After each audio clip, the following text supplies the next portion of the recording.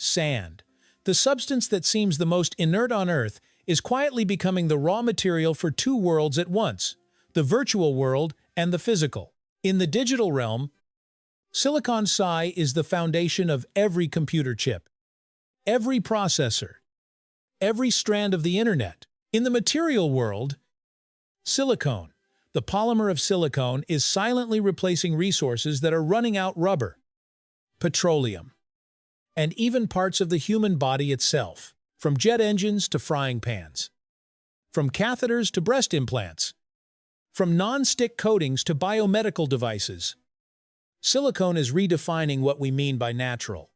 We are entering the age of a sand empire where grains of silica become a new currency of power. The 20th century was often called the Age of Rubber. Vast plantations of Hevea brasiliensis stretched across Southeast Asia, from Malaysia to Vietnam, supplying millions of tons of latex to the industrial world. But behind that prosperity lay a dangerous dependency, a biological material, tied to a single, fragile supply chain. A war, a disease outbreak, or climate disruption was enough to paralyze global industry. It was in this context that silicone emerged, synthesized from silica SiO2, a substance found almost everywhere on beaches, in mountains, in roadside dust. Silica makes up more than 27% of Earth's crust, an almost limitless resource, independent of geography, climate, or harvest seasons. In the post-World War II era, industrial powers such as the United States and Japan rapidly invested in inorganic polymer technologies because they offered something strategically vital: independence from tropical colonies. Sand became the new gold mine. From that moment on, silicone was not merely an engineering material, it became a geopolitical instrument, a symbol of the ability to manufacture nature inside a laboratory. If the 19th century relied on plant-based rubber, and the 20th century depended on petroleum, then the 21st century is being built upon an empire of sand, more durable, cleaner in appearance, and less exposed to supply chain risk. Why do we trust silicone? Not only because it is durable, but because it looks safe. In the 21st century, as phrases like BPA-free and medical grade became symbols of health, silicone entered the consumer imagination as a promise of purity. Media and marketing carefully shaped its image as a material between two worlds, not toxic like plastics, not fragile like natural rubber. From baby bottles and feeding spoons to pacifiers and menstrual cups, silicone has been elevated as an absolutely safe material. Yet behind this image lies a paradox. Producing 1 kilogram of silicone requires more than 100 megajoules of energy, roughly equivalent to burning over 2 liters of oil. Silicone is a material of trust, not just of technology. We assign it moral qualities: clean, neutral, gentle, as if it represents an era that is post-natural but harmless.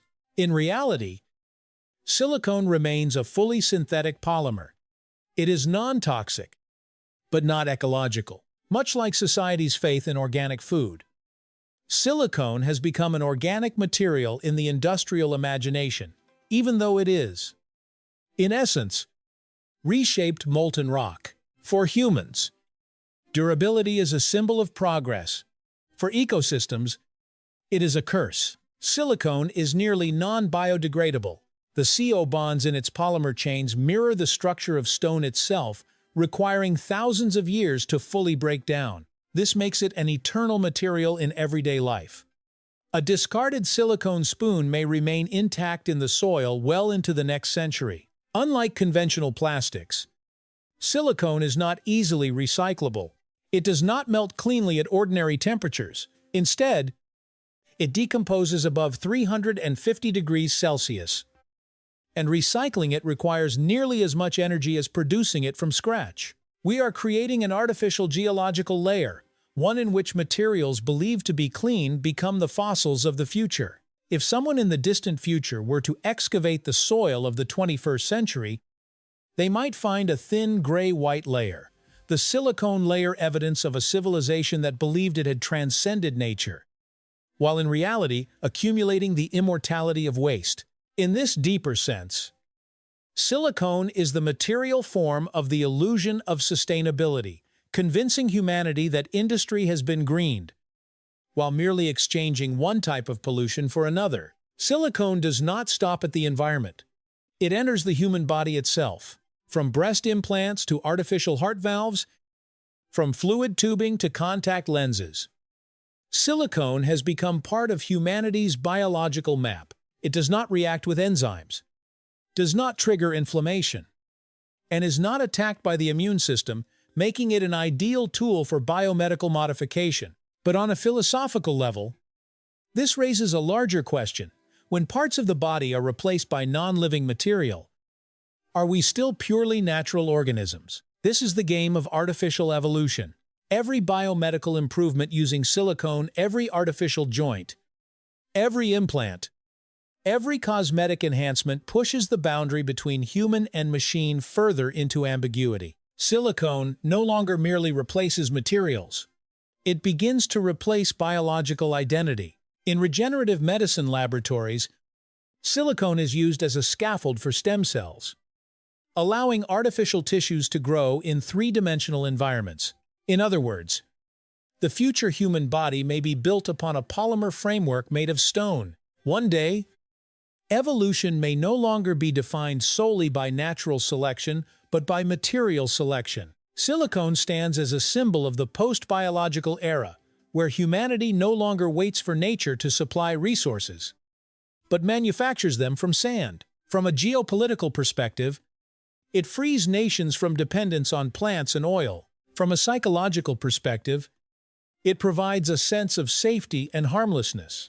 From a biological perspective, it allows us to modify our own bodies. Yet beneath all of this lies a paradox. While humanity creates materials designed to last forever, that very permanence threatens the planet itself. Silicone does not merely replace resources, it replaces the very concept of nature, turning Earth into an expanded version of a laboratory.